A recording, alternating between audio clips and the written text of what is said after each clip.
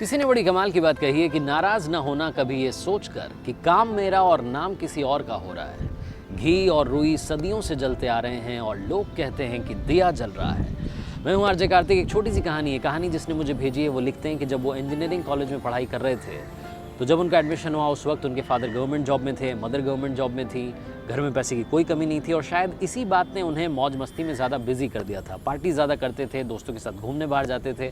और जब engineering college में एडमिशन हो गया, घर से दूर आ गए, हॉस्टल में रहने लगे, तो लाइफ बहुत ज़्यादा बदल गई। बहुत ज़्यादा पार्टी होने लगी, बहुत ज़्यादा मौज मस्ती होने लगी। पढ़ाई पर से सारा ध्यान हट गया।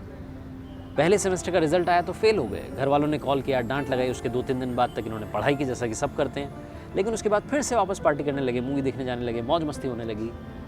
एक दिन लेट नाइट मूवी देख कर के 12:30 बजे फ्री हुए। मॉल से बाहर निकले तो कैब नहीं मिल रही थी, कैब सर्च कर रहे थे, ऑटो नहीं मिल रहा था, समझ नहीं आ रहा था कि हॉस्टल कैसे जाएं। 7-8 किलोमीटर दूर था।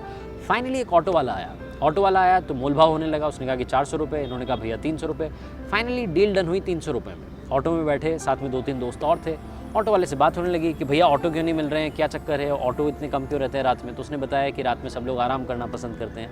तो इन्होंने पूछा कि भैया आप ऑटो क्यों चला रहे हैं। तो ऑटो वाले ने बताया कि मेरे घर में एक छोटा बेटा है, वो स्कूल में पढ़ रहा है, उसकी फ़ीस देनी पड़ती है, बड़ी महंगी फ़ीस है, इस चक्कर में ज़्यादा पैसे चाहिए होते हैं, तो मैं रात में भी ऑटो चला रहा होता हूँ। तो थोड़ी और बात हुई तो इन लोगों को लगा कि शायद ये ऑटो वाला पढ़ा लिखा है। उससे पूछा कि भैया आपने करा क्या हुआ है, मतलब आपकी बातों से लग रहा है कि आप पढ़े लिखे हैं। तो ऑटो वाले ने बताया कि भैया मैंने अपने कॉलेज के दिनों में एडमिशन लिया था इंजीनियरिंग कॉलेज में, बड़े पैसे लगा करके घर वालों ने मुझे भेजा था, और जब मैं वहाँ गया तो मौज मस्ती में लग गया, बुरी आदतों में लग गया, और इस चक्कर में मेरा पढ़ाई में से ध्यान हट गया, इंजीनियरिंग में फ़ेल हो गया। उसके बाद घर वाले मुझे कभी कॉलेज में एडमिशन नहीं दिला पाए और मेरी ज़िंदगी वहाँ से पूरी तबाह हो गई। आज मुझे ये दिन देखना पड़ा है कि रात में मुझे ऑटो चलाना पड़ रहा है अपनी फैमिली की देखभाल के लिए। वो बात सुनने के बाद सारे दोस्तों की हवा टाइट हो गई। उस दिन के बाद से सारे दोस्तों की और जिसने कहानी लिखी है उनकी ज़िंदगी बदल गई। सब लोग डिसिप्लिन फॉलो करने लगे, फोकस उनका पढ़ाई पर आ गया, वहाँ से पास हुए। उसके बाद में आज लाइफ में सब सक्सेसफुल हैं। ये छोटी सी कहानी सिखाती है कि ज़िंदगी में फ़ोकस बहुत बड़ी चीज़ है। जब तक आप फोकस रखेंगे आप आगे बढ़ते जाएंगे।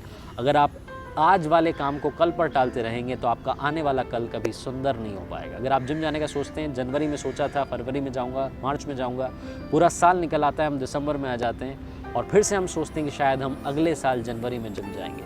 जो डिसाइड कर लिया उसे आज कीजिए, फोकस के साथ कर दिखाओ कुछ ऐसा कि दुनिया करना चाहे आपके जैसा।